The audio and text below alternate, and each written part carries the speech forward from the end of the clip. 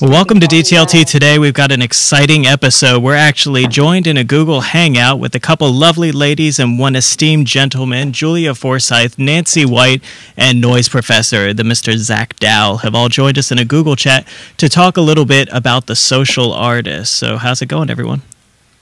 Great. Thanks, Timmy Boy, for hosting us. Not a problem. So you have to fill me in on what exactly the social artist is, and I'll let you all take it from here. Okay, so I'll jump into that challenge because I like making a fool of myself. A social artist is a person who helps create that space for people to interact and learn with each other. It's about noticing the human dynamics of what happens when we think together, learn together, play together. And the idea has been articulated most recently by Etienne Wenger in the context of communities of practice. But for me, the social artist is a role that happens in all sorts of contexts, not just communities of practice. And they certainly happen in networks. We notice it happening across the Change 11 constellation. I don't know. What do you call all those people who are in Change 11? Yeah, I'm not sure. Constellation sounds good. Yeah, I like it. It fits with the Orion's belt. Exactly. And Orion doesn't want to lose his pants, so Nope. it's a significant thing. and I've been really interested in different roles in these sort of loosely formed ecosystems of people for learning and doing and working. And so I've been playing around with that concept of social artist along with the idea of the person who works the transversal. So the social artist is looking to create that space between people who are, really interacting. And the transversal person is about kind of connecting that wonderful, juicy, whatever that is happening, learning, playing, working, with some of the other things in that ecosystem. Might be the organization, the hierarchy. I'm not quite sure what else. Because I think if we ignore those transversal connections, we run into lots of problems. So this is not to diss pure anarchy or, whatever you want to call it. It's to recognize that we live in a world where there's lots of actors and lots of forms, and there actually could be something quite positive about knitting at least little bits of them together sometimes. Does that make any sense? Can you give us a really good example of something that has happened recently? I mean, I was reading the link. I'll put it in the chat. I guess. Timmy, do the chats get archived in some way or no? I can. Okay. Well, this was the link that Nancy gave us earlier about social reporters. This is the one. Yeah. This right? is actually an old link that David Wilcox, who talks about the person who has the role of reporting out from what's happening in a face-to-face event into a wider network, be it online or offline. And that's one form of social artistry. The person who connects people. So I was at a big knowledge-sharing thing for the Rome-based international development agencies 3 weeks ago in Rome. And there are certain people who are just noticing who's in the room, and they go up and introduce them. Well, as it turns out, there was this one guy from Kenya who was a Maasai tribesman who was talking about two really interesting things. One is how you use astronomy to help move your cows around so that you can get them where there's grass that hasn't been chewed to bits, and in a time of drought, which they're seeing a lot of right now, is a really important thing. But the problem that he's having is all the tourism that's coming into the Ngorongoro crater area is pushing the traditional tribesmen out, and he was having a difficulty figuring out what to do. And the fact was, he wasn't connected with people who could influence the policymakers, because tourism talks money, and Maasai tribesmen doesn't talk money. Okay, so at this gathering, all of a sudden he goes like, "Well, I want to do something, but I don't know who." And by the end of the day, he had an appointment with 8 different people from 3 of the different Rome agencies who could look at things that could help him influence the needs of his tribe, not necessarily in direct opposition to the tourism industry, which would be a no-win thing. Their numbers are against him, but in a way that could actually complement it. So he was connected in a way that has more meaning for when he goes back to the Ngorongoro Crater region and trying to do something. So who is the social reporter or the social artist in that scenario? The social artist in this scenario was a person who came to the little workshop he had, and we had like 90 different little workshops, and not many people had come to Moses's workshop. And so, this guy said, listen, I don't want to hear any more complaints. I want you connected with people who can do something with you. So he says, get out your pen and paper, and he started writing down the names. And then another woman picked up the cue, and actually after the end of the session, took him over to someone else's office and introduced him. And everybody in that small group of 5 people actually played the role of the social artist, because everybody took up the challenge to connect him with at least one significant person for what he needed to do. And so his experience was changed from being a quote-unquote presenter telling in a storytelling session to someone who was now connected in a more dynamic way to people who could help him influence the agenda back home, where he didn't have that ability to influence the agenda before. So the idea is like networking as artistry? Networking as one artistry. Now the second piece of it, I think, is more the artistry stuff, because the networking stuff is really, thinking logically, A, B, C. The other part is helping people be heard and listening to people and helping them be present. I'm not quite sure how to say that. There's a group of people who call it the art of hosting, and it comes out of a more facilitation standpoint. But there's certain people who just have this ability. Some of it I think is innate, some of it is certainly a learned practice, to ask great questions, to probe when someone's talking, to really show that there's been listening, to share out. Like when somebody tweets out, I have an example today, was Jackie Gerstein, I thought did a really beautiful job of tweeting out some very coherent thoughts onto the Twitter universe, or Twitterverse, or whatever we call it. As well as participate in the chat, as well as participate in the whiteboard. But the way that she shared out the things she shared out, they actually had some meaning that carried beyond the context of our somewhat creative and anarchic conversation. Because if you just tweeted out without enough shaping, it would be like, okay, what are those crazy people doing? But she was able to take it and give it some shape. And that's another form of social artistry. So that relates to Dave Wilcox's comment about the social reporter, is being able to help others make meaning of what's going on as well. Does that make any sense? Totally. It does? A little. Not very much. Well, the thing Yeah, go ahead.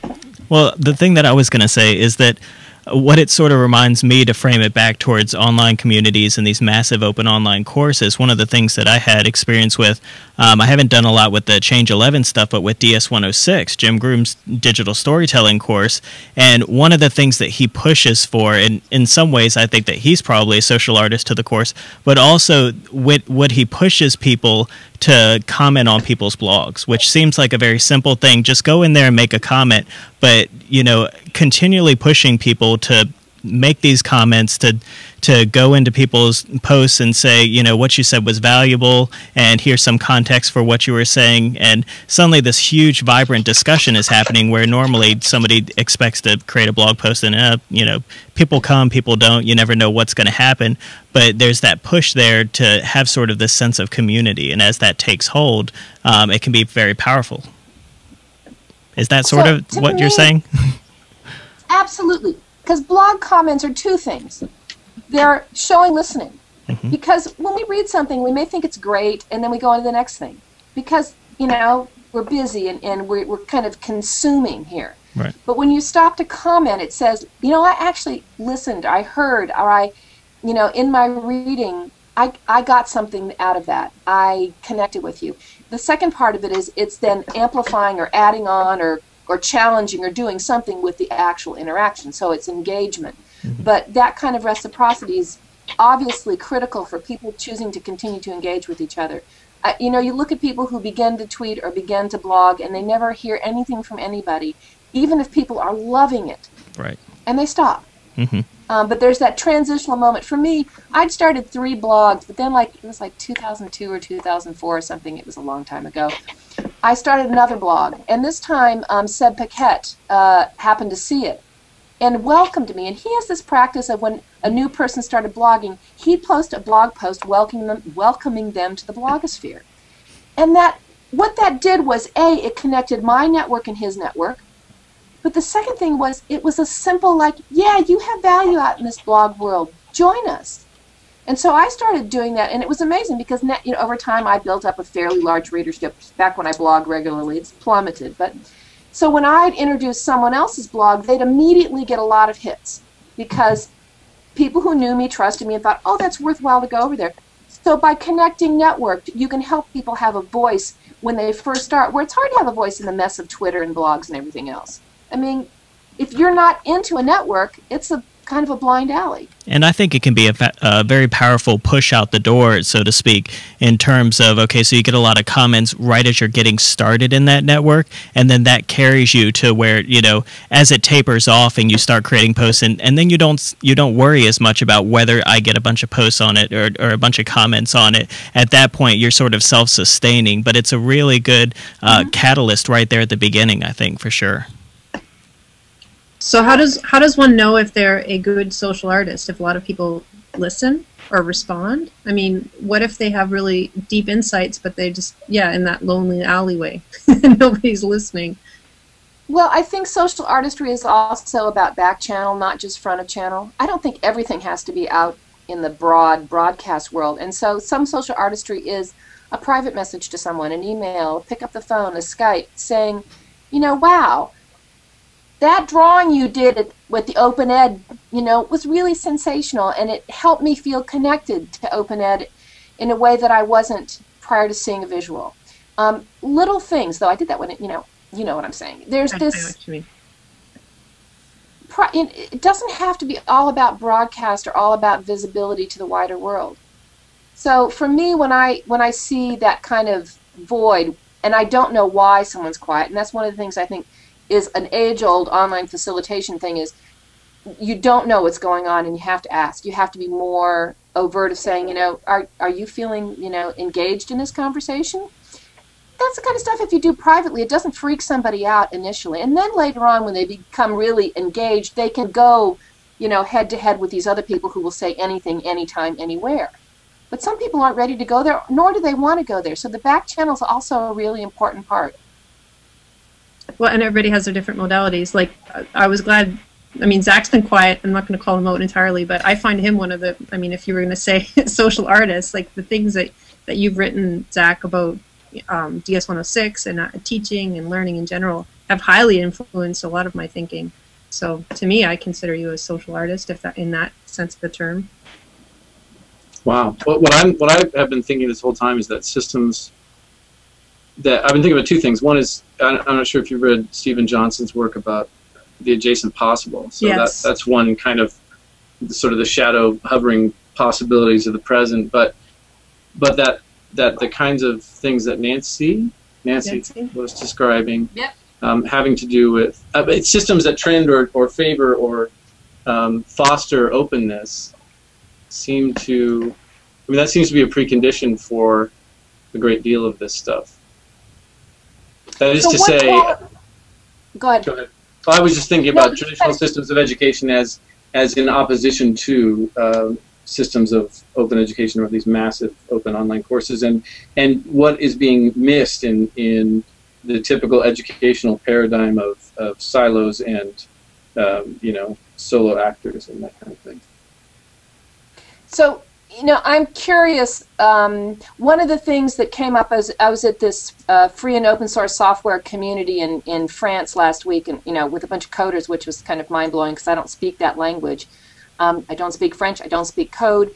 But this idea of what openness means to people really blew me away at the range of both politics behind the openness conversation and definitions of openness. And one of the things that I wonder about is, does open always mean fully in public, or does it mean open and accessible through public and private channels? Private meaning not owned or controlled, but you know, you and I want to have a little small talk before we go broad, or we want to have a little small talk after we go broad. Is that still open?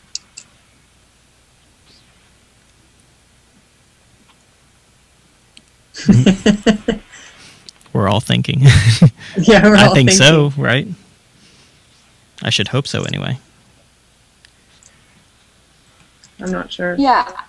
Well, for me, I think there's this kind of a challenging tension between open and exposing everything all the time.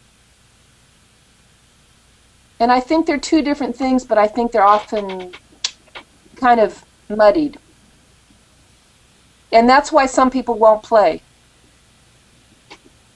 I think that's right, and I think that also brings up, in my mind, the idea of open networks where, like Change 11, for instance, I'm not involved in that. I almost feel like it's too far gone, right?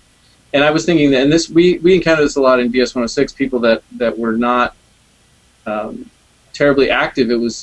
Some people found it, or I guess some people in general find it difficult to, you know, it feels like a network that I'm not part of, and I don't know how to find my place in that. I don't know where I can insert myself in that. Where do I add value? What role do I play? Am I welcome? Am I not welcome? I don't know the in jokes, because networks really quickly develop inside jokes and terms of art and nom de plume and all these kinds of things that make for a culture that can be difficult to crack into, I suppose. Sure. And maybe the role of the social artist is to realize that and bridge that gap and bring people in. Yeah. Yes, yes. Well, I think you brought up one thing that's super common, and that is this idea that we this massive imposter syndrome that all of us seem to suffer at one point or another, saying, well, I'm not in that group, or I'm not the core of that community. And, you know, I was involved with a gathering in Portugal like 6 or 7 years ago with all these people who were interested in communities of practice, including Etienne Wenger, the guy who co-founded the name Communities of Practice. And even he said, well, you know, I'm not a core of this community. And, you know, when the entire group says, well, I'm just on the periphery, it's amazing. We actually all seem more comfortable with peripherality than with saying I belong. Yeah. So that combined with the in-jokes, the kind of formation of a boundary that turns it into a more bounded group through inside language, with all those wonderful things, I love nom de plume. Those are things that the social artist needs to be aware of, because they can then say, listen, you know, you are in the core, or listen, come on in, we don't know what we're talking about that much anyway, we're just having fun, or whatever the appropriate response is. You know, one of the things that is challenging me often when I'm involved with some of the edu folks that I get involved with, and DS 106 would be an absolutely perfect example, is they're so freaking clever that I feel like I can't be clever enough. Yeah. And so, like, how do you make space for the non-clever? Well, and it's funny that you bring it up. One of the posts that I did back in the, gosh, it feels so long ago, probably around February of this year, I did a post and a talk to DS106 specifically about the design aspect, because the design aspect of the course and this idea of visual design is often a very huge barrier for a lot of folks coming into the course. The course that's run at Mary Washington is digital storytelling, and it's actually a computer science course. A lot of the people taking it are not visual artists in the traditional sense like that. And so, you know, I did a talk on it called We Are All Artists, and the talk was basically framed around this idea that we often accept this lie that if you don't practice at some, or that people are born creative, and that was the basic thesis of the argument, was that you're not just born creative, but you can become creative, and you can practice at it if you want to, and you can be an artist if you want to be. And it's often a very eye-opening experience. The talk itself has become sort of an assignment for a lot of the people taking DS106 now, both Michael Branson Smith's course up at CUNY and the one that Scott Lowe is running in Japan. And so I often get these trackbacks from people's blogs where they're sort of discussing this idea. And it's very eye-opening to me how different people accept that argument, so to speak. Mm-hmm. Well, Julia, how do you claim your artistic side? It's interesting because I hear it's the same as everybody says about not belonging to a community or not belonging to a label. I've never, I never feel that way. I never feel like I'm part of DS-106 or I'm part of Change 11, and yet I seem to find myself in the middle of the fray anyway. And and the artistry thing too. I mean, just because I love art, does that make me an artist? I don't know. I found Timmy's post very liberating. I had kind of lost touch with my artistic side until DS-106. I sort of tapped back into it, even though I have like a long, high school, like elementary school, arts and crafts. I love doing that stuff, but I never would call myself an artist by any means. I'm a biology major. I took science, right? Botany. Yeah, exactly. I'm into ecology, and that was my my academic background. So I never considered art school. I mean, who can make a living doing that? So I have to tell you a little story. So Julia knows, I don't know if the rest of you know, that I've really gotten into graphic facilitation and have taken my doodling now to be an essential part of all my various and diverse practices. And so I've been running these short 1- and 2-day workshops on graphic facilitation for people. And I was at a research institute in South Africa, and we were doing the exercise, of using your whole body of drawing on the wall, which is one amazing way to liberate your ability to create beauty. And then, so, we've got these researchers around the room, and, everybody's doing the exercise, and they're kind of, okay, I can use my arm as a compass, and I can, do this stuff. And then we brought out the chalk. So, we were using pastel chalks. And I made a swoop of color around one of the circles and then smudged it with my hand. And there was this, a collective in the room. And my host said, that's the first time I've ever heard researchers all go together. And then they went on to use color to make these extraordinary images, which, everybody went like, I can make something beautiful. I didn't even have to think about it. I just did it. And that there's beauty that we can bring to the world, even if we're biologists or computer coders. Visual beauty, as well as all other kinds of beauty, change the conversation in the room. It's just like when you show a picture, it's more negotiable than a set of text. So it kind of invites conversation. So I think we can use visuals as part of the social artistry, and which is the point I wanted to come back to when I asked you, Julia, is because you've been really embracing this idea of sketchnoting, of capturing some of the visuals of what's going on in a conversation, both to make sense and to capture. But when you share that out, it's different than simply seeing a tweet or words. It changes something, and I think the visual is part of the practice. Well, it was amazing because I had gone to a conference and I had done a session where Alec Kurose had come, and he had shown me that he couldn't find the image he wanted, so he created it. And I thought, it never even occurred to me that I could actually make my own art for my presentations. And how many presentations had I done, and I hadn't done it. I couldn't even. It would seem so ridiculously simple. So I went back and I had done some watercolors, and I tweeted them out. And a couple people said, "You need to go look at Nancy White's work."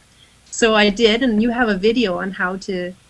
I think the big circle, something, there was something. It was at Northern Voice. It was at Northern Voice. See, this is coming full circle for me, literally. So, and then so I went there, and then somebody said you should look at Rachel Smith, and so I was looking at all that stuff, and I was like, oh my God, this isn't actually a thing that people can do this. I've always taken notes that way. I just now was like, okay, I'm just going to full on embrace it and just go with it. I had really tried to do textual, like you're supposed to, along the red margin, and then they always turned into these drawings every time. Mm-hmm. So instead, I just thought, okay, I'll just make them all visual entirely. And the iPad has really helped because I can erase really easily. So that's really the only difference, is that I can erase. If I had a really great eraser, I think I would love paper. And if I could carry all those markers around, I would love that too. Just well, at this conference in France, I was being kind of mentally overwhelmed by sitting in these rows all in a row and having half-hour presentation, just so I started sketchnoting. And I also felt like I was like an interloper and an outsider, and I started my talk with making people draw together, which I think freaked some people out. In fact, I think I pushed some people a little too hard.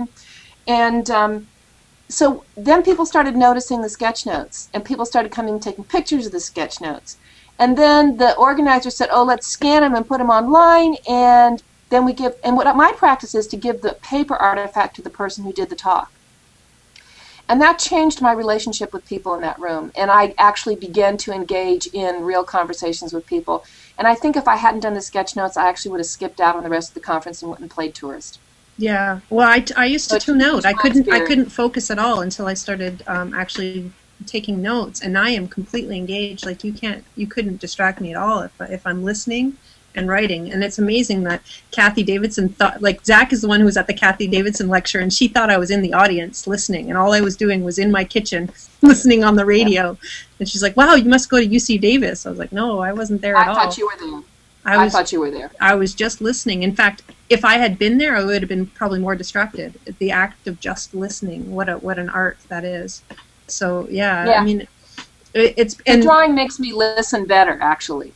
Yeah, for sure. And the first one I ever did was for Dave Cormier at when he was at Guelph University, which is funny too. And I showed it to him, and he posted it, and that immediate say the word, connection that I made, where he then posted it and said, oh, this was nice of her to do this, and I was like, nice, how nice of you to use my work. I love it. That's great. So and then it was more motivation for me to get better, and I looked at how other people were doing it and researched it more. So yeah, it's been fun. Andy's saying about erasing and how we should keep mistakes, and mistakes are learning. Yeah, it's true, but it's not as pretty. And I mean mistakes I mean spelling mistakes are ugly. Well, see, if you do it on paper, we have what's called a boo-boo label. You simply take a white address label and you go over your spelling mistake, and then you fix it. Well, that's erasing. Or you show that you just misspelled. I once was doing a large graphic capture, and I misspelled the title. Oh, it drives me crazy. I can't handle spelling mistakes. No. I can. I'm not a perfectionist, Julia. I'm not either. I mean, if you see some of the star people that I do, I'm looking, but spelling has to count. In education, anyway. So I get a free pass because I don't work in education. So when do we get the open online course where we can all learn how to make amazing notes like you and Julia, Nancy? They're ongoing, right? Right. Well, it's not an open one, but Alpha Chimp is doing online. It's called How to Be a Graphic Rock Star. Are you but part I of think that? There should be an open one. What? Are you part of that? I'm sorry. Are you like facilitating that? I did the first one, but I'm not going to do the intermediate one because I'm cheap. Okay. You mean you took it? You took it, or you? I took the intro facilitated it. I mean, you should be facilitating. No, I took it. Okay. Sorry. No. I think we should do a massively open one, and so, Tim, if you really want that, when do you want to start? You turned it right back at me, didn't you? I like that. That's good. We'll see. How about that? I think it's really start doable. Today. Yeah. Well, so how would Alpha Chimp feel about that? I mean, it's a special. I think they would totally think it's fine, because really there's this. What they're looking at is for people who want to become graphic recorders and graphic facilitators, which is, there's other things. I mean, I think there's this usefulness of the visual across so many domains that doesn't have to be professionalized. Okay? No, a graphic facilitator is much different than a graphic recorder, and I've tried both. Absolutely. Because I run instructional skills workshops, and we often do 3 forms of feedback. And one of the ways when they're giving oral feedback, the facilitator will take notes, and I use a visual method, but they are not remotely as good as what I can do when I'm just listening, because you have to be on the fly, you have to interpret, and you have to sort of, I hear what you're saying and then draw it. That's very difficult. Very difficult. So I have a huge respect for graphic facilitators versus just graphic recording. Totally a different thing in my opinion. I'm going to put a URL in here for some resources, but for some reason the page isn't loading, and it's kind of worrying me. Uh-oh. No, it loads for me. My internet connectivity sucks today, so I put it in both chat rooms. There's some beginning resources, and there's a Facebook group that a bunch of us have where we share ideas. If you're interested in joining, find me on Facebook or look for, I'll put it in here. It's Rossviz 10. That's awesome. Oh yeah, Rossviz, yeah, of course. And the tag And this is out of a group that we've been meeting now 2 years in Rosslyn, BC, which is a gorgeous place, and doing 2.5-day workshops. So we're going to do another one next June. And from that, we did a workshop with folks from the Ministry of Agriculture up in Edmonton. And, you know, you think, folks from the Ministry of Agriculture? That's pretty cool. I hear a lot of cities use graphic facilitation, like municipal city gatherings that they, who told me that? Somebody was telling me that they've, and then there's like this, you know, an amount of paper per minute or something the size of the paper that you need. Wow. And then you get people to come to consensus building, and then it's literally on the wall of what people's ideas or values or whatever kind of workshop you're doing with the community groups. I've heard a lot of people and it's interesting, do that. It's interesting to think about when that's put in the hands of the graphic recorder or when that's put in the hands of everybody. So there's participatory methods. So just like you think about DS-106 as being a way that people are creatively contributing to this stream called, you know, DS radio or whatever it's called, because I'm an idiot. When you build the participation into the design, it changes the experience. And again, if people are totally freaked out about drawing, then you have to get to that comfort zone. So I use like Johnny Moore's little co-face drawing exercise, which is really wonderful. Yeah, and it opens up the door. You could all do it. Simple. So cool. And we went over our 15 minutes. I know. I'm sorry, Timmy. That's not a problem whatsoever. This is great. And as Zach would remind me, the 15 minutes is an arbitrary limit that I should get rid of pronto. when it is called for. Well, thank you all so much for this discussion. This is great stuff. I think, you know, visualization and things like this, it's just becoming more and more important, I think, as we move forward in these online spaces, and how do we visualize this kind of stuff. And so I'm really excited by the stuff that I've heard so far. We definitely need to look at how we can get more people involved with this, I think. So the work we need to do for Change 11 this week is to look for more social artists. And yeah, look for an example of a social artist and tag it. I'm making a little visual right here. Tag it Change 11 and social artist and tweet it out, or however you want to get it in there. And look at the story. I love it. I love it. And I haven't finished, but I just started. Yay! Well, that's the answer to everything, by the way, is DS-106. Every meeting I go to, how are we going to solve our budget problems? DS-106. Okay, so should I take this to the international development world, and we're gonna solve world hunger now, right? There you go. DS-106. Absolutely.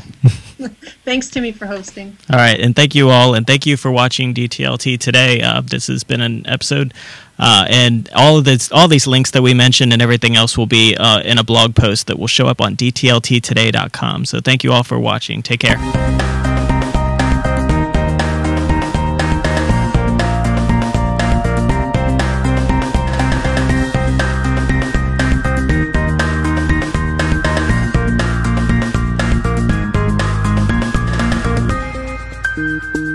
Thank you.